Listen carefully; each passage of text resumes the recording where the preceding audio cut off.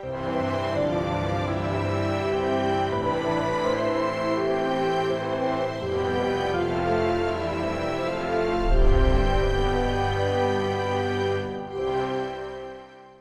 현대사회가 염려, 근심, 두려움, 불안, 공포 너무 많은 분들이 겪고 있습니다.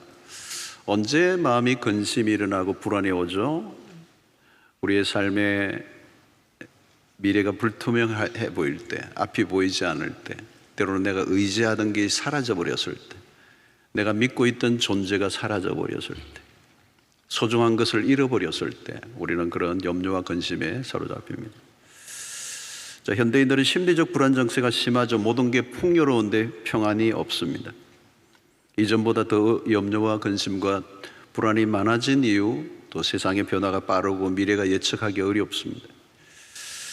자, 예수님의 제자들에게 예수님은 이제 고별 설교를 하고 계십니다. 이제 십자가를 목전에 두고 이미 제자들에게 내가 떠나야 한다는 것을 알려주었습니다. 그래서 13장 후반부에 보면 베드로가 주님 어디로 가시나이까? 코바디스 도미네라는 유명한 말을 남겼습니다. 주님 어디로 가십니까? 자, 주님이 떠나신다는 이 이야기에 제자들은 충격을 받았습니다. 왜냐하면 3년 동안 공생에 동거동락해왔던 스승이 떠나신다는 이 말은 거의 멘붕에 이르게 하는 것이었습니다.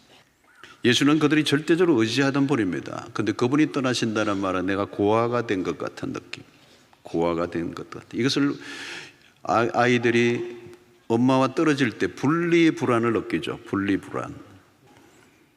오늘 지금 제자들의 마음의 상태는 극도의 불안의 상태. 여러분, 이 염려와 근심과 불안이 지배하면 모든 게 마비됩니다. 무기력해지고 판단력이 사라지죠.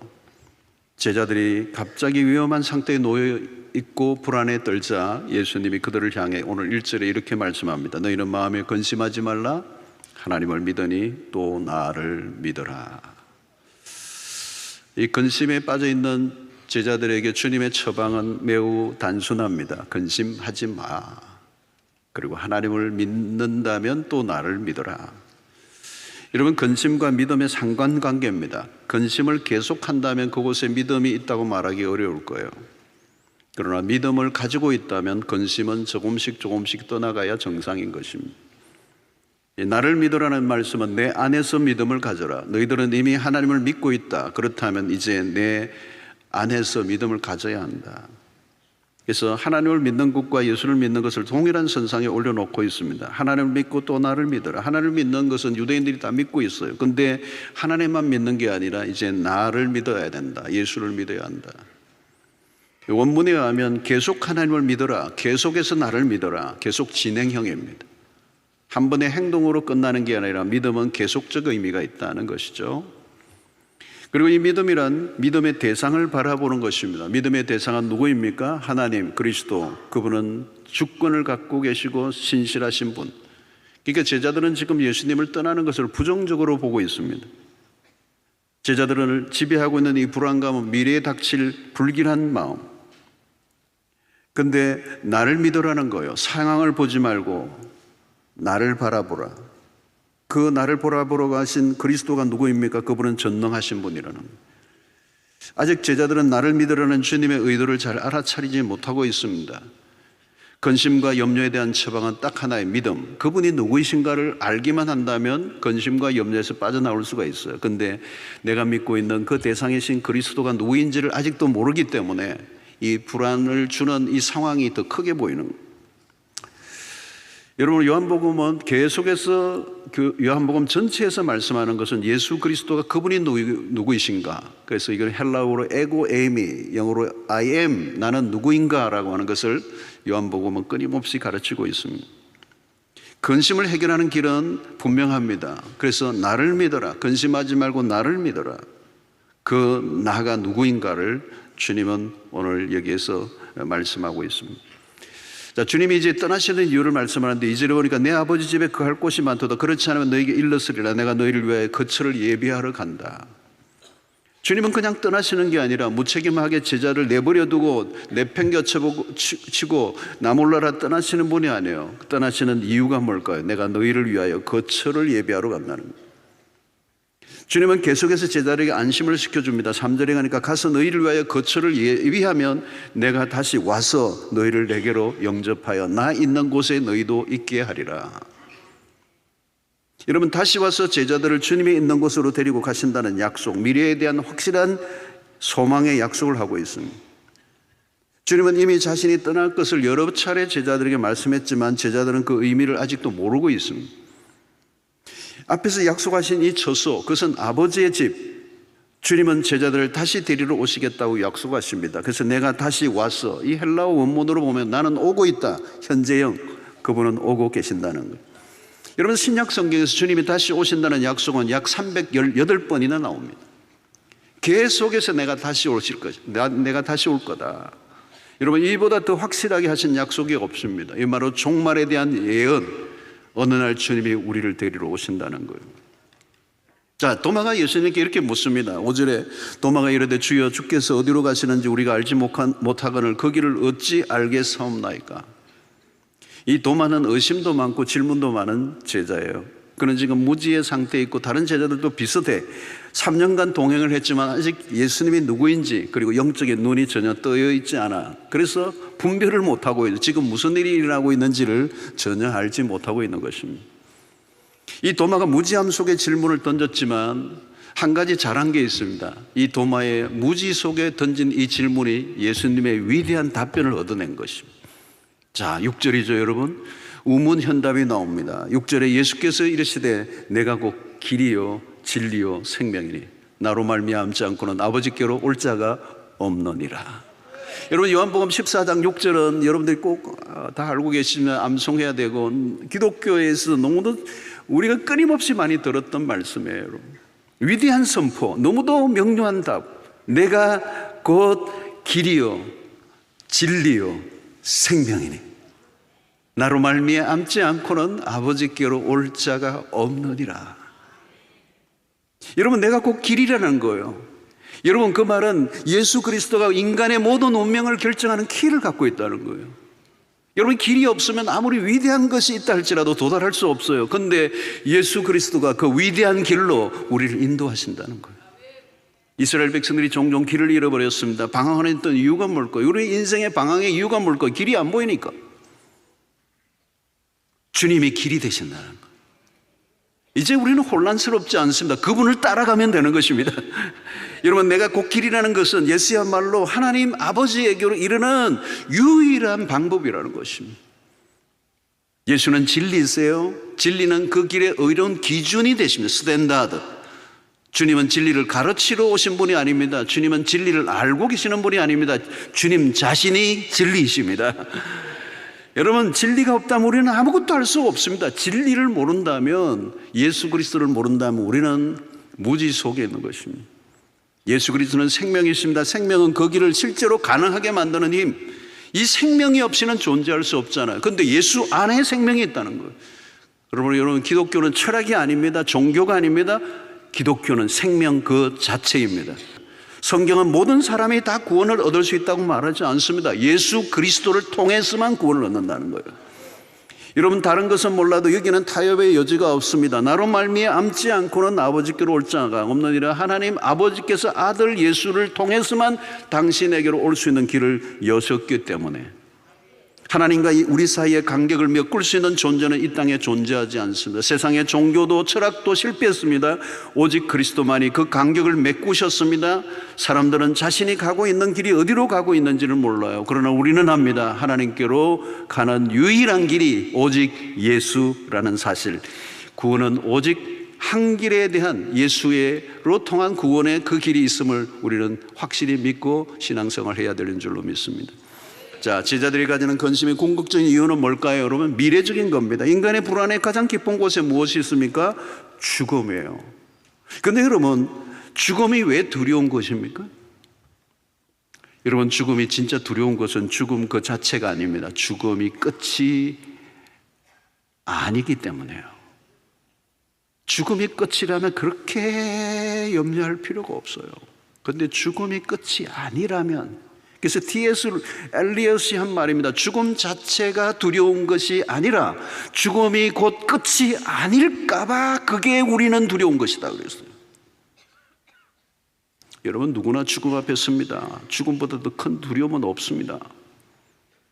우리에게 두려움을 주는 것들이 너무 많죠. 경제적 불안, 건강에 대한 불안, 범죄에 대한 두려움, 실패에 대한 두려움, 자녀에 대한 근심, 노후에 대한 두려움, 실직에 대한 공포. 그러나 여러분, 죽음에 비하면 그런 건 아무것도 아닙니다. 죽음에 대한 두려움, 그 불안은 훨씬 더 근원적인 것입니다. 인간은 존재론적 불안을 안고 삽니다. 그 원인은 죽음이요, 다른 모든 것들이 다 해결되어도 사라지지 않는 불안, 이게 존재론적 불안이에요. 그런데 이 불안을 인간은 스스로 제거할 수가 없습니다. 문명이 아무리 발달해도 죽음의 문제는 해결할 길이 없습니다. 주님은 제자들에게 하나님을 믿으니 또 나를 믿어라, 믿음을 촉구합니다. 그 믿음은 단순히 현재적 문제만을 위한 게 아니라 믿음은 영원의 세계로 연결시키고 있는 거죠. 그래서 오늘 2절을 다시 보면 내 아버지 집에 거할 것이 많도다. 그렇지 않으면 너에게 일렀으리라. 내가 너희를 위하여 거처를 예비하러 가노니. 이 주님은 지금 확신을 주십니다. 예수님이 제자들에게 하나님을 믿으니 또 나를 믿으라고 하신 말씀의 핵심, 내가 너희를 위하여 처소를 예비하러 간다. 내가 다시 와서 너희를 데려오겠다. 내가 곧 그 길이요 진리요 생명이다. 나로 말미암아 전거라 아버지께로 올 자가 없다. 여러분, 주님은 제자들과의 이별 직전에 천국에 대한 약속을 심어주는 거죠. 오늘 본문에서 매우 중요한 단어가 있는데 집과 길이라고 하는 단어예요. 여러분, 집이 어디인가요? 그 집으로 가는 길은 도대체 어디냐는 거예요. 집과 길. 여러분, 주님이 소개하신 것은 내 아버지 집입니다. 여러분, 집이란 우리의 삶에 많은 의미를 담고 있는 단어죠. 이 집은 우리에게 안정감을 주고 위로를 주고 소속감을 주고 안식을 주는 것입니다. 지금 우크라이나의 전쟁이 길어지고 있는데 이 전쟁을 피해서 우크라이나의 사람들이 흩어져 있어요. 전쟁이 끝나도 돌아갈 집이 없는 겁니다. 초토화되어 버렸어. 집을 잃어버린 그들을 우리는 난민이라고 그래요. 여러분, 우리는 하루의 일과 피곤한 일과를 마칠 때 돌아갈 집이 있다는 게 얼마나 큰 위안이 됩니까? 주님은 그 집을 아버지 집이라고 말합니다. 그것은 우리의 이 땅의 삶을 마치고 돌아갈 집이에요. 성경은 그것을 새 하늘과 새 땅이라고 말하고 때로는 새 예루살렘이라고 말하고 그것을 우리는 천국이라고도 말합니다. 그것은 영혼에 대한 갈망, 천국에 대한 갈망입니다. 우리는 일상에 바쁘게 살다 보면 현실에 매몰됩니다. 죽음 이후는 물론 죽음도 생각하지 않고 살려고 합니다. 누군가의 죽음으로 인해 장례식에 참여는 하지만 죽음과 거리를 두려고 합니다. 그러나 죽음은 갑자기 누구에게나 닥칩니다. 대체로 죽음은 낯설어요. 불청객같이 찾아온 갑작스러운 죽음의 실존 앞에 무너져 내립니다. 그리스도인들조차도 천국에 대한 확신이 부족하면 그 죽음 앞에 당황해야 합니다. 여러분, 천국은 미래의 문제로만 보면 안 돼요. 곧 다가올 천국에 대한 확신이 부족하면 오늘 현실의 삶도 흔들릴 수밖에 없습니다. 여러분, 우리가 사는 세상은 천국이 아닙니다. 비록 우리가 예수를 믿어 그리스도 안에서 살아가는 일상은 이전과 비교할 바 아니지만 그럼에도 여전히 이 세상은 완성된 천국이 아닙니다. 오늘 주님은 우리에게 확실하게 말씀합니다. 내 아버지 집에는 거할 곳이 많도다. 하나님 우리를 위해 집을 마련해 놓으셨습니다. 우리에게는 다른 집이 필요해요. 일시적인 집이 아니라 영구한 집. 아브라함은 그 집을 바라보며 사모하며 살았습니다. 히브리서 11장 16절, 그들이 이제는 더 나은 본향을 사모하니 곧 하늘에 있는 것이다. 이러므로 하나님이 그들의 하나님이라 일컬음을 받으심을 부끄러워하지 아니하시고 그들을 위하여 한 성을 예비하셨느니라. 아브라함은 더 나은 본향을 사모했다는 거예요.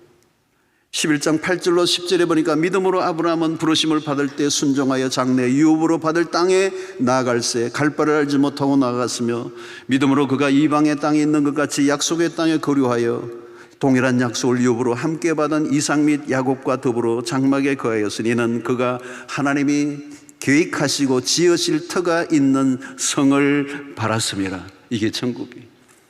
사랑하는 성도는 우리는 지금 나그네로 살고 있습니다. 우리는 천성을 향해 가는 순례자들이 내가 누구이며 어디로 가고 있는지를 알아야 돼요. 목적지에서 눈을 떼서는 안 됩니다. 우리에게 돌아갈 집이 있는 거예요. 주님이 예비해 놓으신 집, 그 집은 하우스가 아니라 홈, 우리 아버지가 계신 스윗 홈.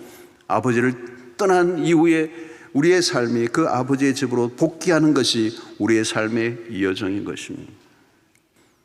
여러분, 중요한 것은 진짜 내가 갈 집이 있는가? 우리가 마련한 집이 아니라 하나님 아버지가 만드신 집, 그것은 임시가 아니라 영원한 집이어야 한다는 것. 영원한 집을 보장받은 사람은 다른 삶을 삽니다. 아무리 힘든 일이 있어도 그 집이 기다려집니다. 세상이 흔들려도 그 집에 대한 갈망이 더 깊어지는 것입니다. 여러분, 우리가 바라볼 목적지는 이미 정해져 있습니다. 내 아버지 집. 탕자는 그가 꿈꾼 세상을 향해 돌아다녔습니다. 그러나 결국은 아버지 집으로 돌아오죠. 그 향. 아버지 집에는 모든 게 있다는 거죠. 그것보다 더 완전한 집은 없었습니다. 그것이 바로 천국이요, 아버지와 영원히 함께하는 천국. 그것은 한 번 일시적 임재가 아니라 영원한 하나님의 임재를 누리는 곳. 시편 23편은 주옥같이 오늘 찬양처럼. 그런데 이 시편 23편의 절정은 6절에 있어요. 내 평생의 선하심과 인자하심이 반드시 나를 따르리니 내가 여호와의 집에 영원히 거하리로다. 바울은 확신을 가지고 있습니다. 빌립보서 3장 20절, 그러나 우리의 시민권은 하늘에 있는지라 거기로부터 구원하는 자 곧 주 예수 그리스도를 기다리노니. 당시 세상적으로 로마의 시민권이 최고였습니다. 많은 사람들은 로마의 시민권을 획득하고자 했습니다. 그 시민권을 가지면 특권을 누렸던 시대. 그러나 바울은 회심한 이후에 하늘의 시민권을 자랑하고 있습니다. 주님이 우리를 위해 예비하러 가신 그곳, 그곳이 예수 그리스도를 통하여 나아가는 그 곳이라는 사실을 믿었습니다. 나그네의 목표는 집으로 돌아가는 일이에요. 돌아갈 집이 없다면 홈리스. 여기서 말하는 홈리스는 그냥 집 없는 사람 정도가 아니라 영원한 홈리스. 사랑하는 성도 여러분, 지금 아무리 힘들고 부자한자한 삶을 살아도 장래에 안전한 집이 보장되어 있습니다. 영구적인 처소가 있어야 합니다. 인생이 아무리 혼란스럽고 불안정해도 하나님이 예비해 놓으신 영원한 집이 있는 사람은 안식을 누릴 수가 있습니다. 여러분, 우리가 사는 세상은 고난이 많아요. 눈물과 탄식이 늘 존재합니다. 신음소리가 끊임없이 일어납니다. 매우 안타까운 일들, 고통스러운 일들이 매일 일어납니다. 그때 우리는 왜라는 질문을 던져요. 설명할 수 없는, 이해할 수 없는 일들이 끊임없이 우리에게 일어납니다.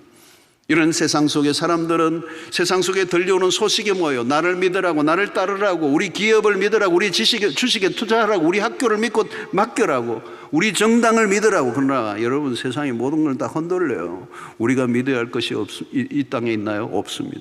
사랑하는 성도 여러분, 지금도 죽음은 우리 곁에서 매일 벌어지고 있습니다. 가까운 사람이 죽었다는 보고를 들을 때 우리는 귀담아 들어야 합니다. 그 죽음은 모두에게 예약되어 있습니다. 어느 날 나의 차례가 올 때가 있습니다. 여러분, 우리에게 잃어버린 감각이 하나 있어요. 안타까운 것은 더 좋은 것을 갈망하는 감각이 망가져 버려서 죄로 인하여 엉뚱한 것을 갈망하는 거죠. 여러분, 세상에 아무리 좋은 것을 누려도 만족이 없는 이유가 뭘까? 이 세상에 어떤 것으로 충분하지 않다는 뜻입니다. 여러분, 좋은 것을 지고 난 다음에 주님이 지었는데, 그렇게 원하던 걸 지었는데 내 안에 탄식이 나와. 고작 이것뿐인가? C.S. 루이스가 그런 얘기를 했습니다. 여러분, 이 세상이 채워줄 수 없는 갈망이 내 안에 있다는 것은 내가 다른 세상을 위해 지음을 받았기 때문이다. 우리는 이 땅에 살기 위해 창조된 게 아니라 천국에서 영원히 살도록 디자인되었던 존재들이에요. 그런데 죄로 인해 그것을 잃어버렸어요. 고린도후서 5장 1절로 2절에 만일 땅에 있는 우리의 장막집이 무너지면 하나님께서 지으신 집 곧 손으로 지은 것이 아니요 하늘에 있는 영원한 집이 우리에게 있는 줄 아느니라. 참으로 우리가 여기 있어 탄식하며 하늘로부터 오는 우리 처소로 더디기를 간절히 사모하노라. 여러분, 이 세상이 전부가 아닙니다. 여러분, 만약 이 세상이 전부라면 인생은 비극에 가까워요. 우리의 장막집이 무너지면, 이 장막은 우리의 몸을 말합니다. 아무리 이 몸은 가꾸어도, 아무리 대단한 운동을 하고 맛있는 걸, 좋은 걸 다 먹어도 이 몸은 무너지게 돼 있어요. 우리의 장막집이 무너지면 하나님께서 지으신 집, 그 손으로 지은 것이 아닌 하늘에 있는 영원한 집이 우리에게 있는 줄 아느니라. 여러분, 하나님이 지으신 집은 부활의 몸을 의미하는 것입니다. 그 몸은 썩지 않고 영원히 주님의 몸과 같이 변화되는 역사가 일어나게 된다는 거예요.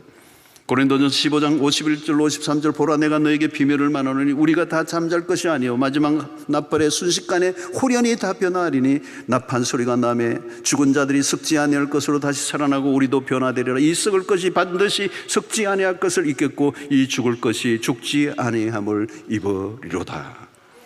여러분, 새로운 몸으로 새하늘과 새 땅에서 영원히 거하는 백성으로 살게 될 거라는 거예요. 우리의 겉사람은 쇠퇴하지만 우리의 속사람은 날로 새로워져 가는도다. 우리는 이 땅에서 상처 있고 병이 들고 지치고 망가져도 언젠가 손으로 지은 것이 아닌 하나님으로 지으신 집 하늘에서 영원히 사는 복을 누리게 될 줄로 믿습니다. 바울은 그래서 그의 신앙 안에는 뭐가 있어요? More beyond, more beyond. 지금 너머의 세계, 오늘 주님의 눈에 보이는 이 세계를 넘어선 또 다른 차원의 세계를 바라보는 눈을 가졌습니다. 성도 여러분, 오늘 우리에게 매일 닥쳐오는 일상에 열심히 살아야 되죠. 현실을 무시해서는 안 됩니다. 그러나 더 중요한 것은 현실에 매몰되어 지금 세상 너머의 세계를 놓치면 안 돼요.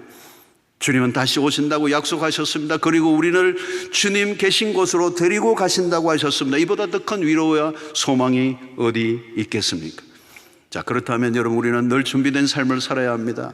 왜 여러분 떡보다 말씀이 더 중요하죠? 이 세상이 전부가 아니기 때문에. 이 세상이 전부라면 떡이 전부여야죠. 근데 이 세상이 전부가 아니기 때문에 떡보다 말씀을 선택한 예수님의 삶을 우리가 선택해야 돼요. 보물을 땅에 쌓아두는 게 아니라 하늘에 쌓아둘 이유가 왜 있습니까? 이 땅의 전부가 아니기 때문에. 여러분, 억울한 일을 당해도 참아내야 되는 이유가 뭐 어디에 있습니까? 이 땅이 전부가 아니기 때문이라는 거죠. 여러분, 우리가 진정으로 소망하는 것은 이 세상 너머에 있다는 거예요. More beyond. 오늘 주님이 그 나라, 그 처소를 예비하러 가셨다는 거예요. 결정적인 것은 하나님이 준비해 놓으시고 그 나라를 우리로 하여금 사모하게 하셨습니다. 주님이 오늘 우리에게 말씀합니다. 우리의 인생의 여정의 끝에 준비된 하나님의 나라, 그 아버지와 함께 영원히 사는 이 복을 누리는 은혜가 있게 되기를 축원합니다. 죄로 인하여 에덴을 벗어난 인간은 집을 잃어버렸습니다. 이후에 인간의 역사는 방황의 역사예요. 어디에도 속하지 못한 것, 우주의 미아들. 인간이 도시, 바벨이라는 도시를 만들었지만 무너졌어요. 하나님을 떠나서 집은 온전히 세워지지 않음을 알려주고 있습니다. 하나님만이 완전한 집을 지으십니다. 그리고 나를 믿어라. 하나님 믿으니 또 나를 믿어라. 내 아버지 집에 거할 곳이 많도다. 나는 길이요 진리요 생명이니 나로 말미암지 않고는 아버지께로 올 자가 없느니라. 우리는 그 믿음으로 살아가고 그 믿음은 영원을 향해 있습니다. 여러분, 삶이 흔들릴 때마다 영원한 나라 본향에서 눈을 떼지 마십시오. 영원은 곧 영원하신 하나님을 향한 믿음을 가질 때 가능해요.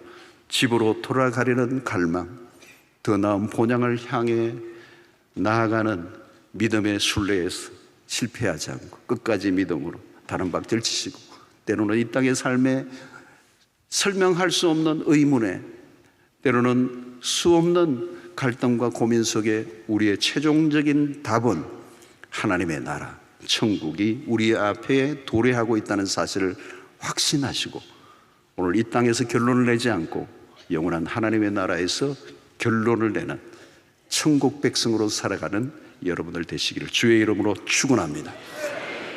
세례 학습 세력에 있어서 설교를 무지하게 빨리 한 걸 용서해 주시고,